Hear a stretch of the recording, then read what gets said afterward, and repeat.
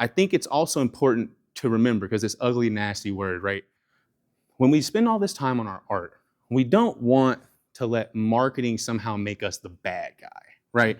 It can be very easy for marketing to kind of put us in this space where you constantly feel like you have to go and talk to people. You constantly have to say, hey, how are you doing? You might even feel like a carnival barker. It's hard to put yourself out there and for it to feel like you're doing something correctly and you're not bothering people by saying that you have a dream, right? And that that's something that really it's been something I've wrestled with as I've been trying to do this, but it's also something that has kind of helped me whenever I don't know where to go. If you don't know what direction's north, just be true to yourself. It sounds cliche, but if you're it's that seriousness aspect, right? When you're serious and you're true to yourself, you'd be surprised what you're able to kind of articulate out to a crowd. So it's always about checking that fear of being the bad guy. And I say this as a comic book writer. I'm in the business of making bad guys, if you will. And it can be, it can sometimes be very much a reality to not do that, especially in the social media world we're talking about. Sometimes it can be easy to want to rage bait to get people to look at you. Maybe you say something that's antagonistic, so that way you can get more eyes on something that you put a lot of work on that maybe people didn't care about when you did it the quote unquote right way, right?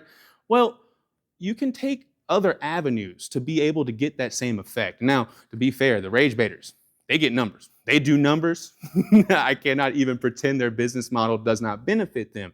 But I do wonder about the professional visibility of their brand, of their product, of themselves as a person. They are putting themselves out there in a way that is naturally going to take flack. So, what if you don't want to do that? What if you don't want to be the guy anytime a new trend happens, you want to rage bait online so that way people care about you in your comic book?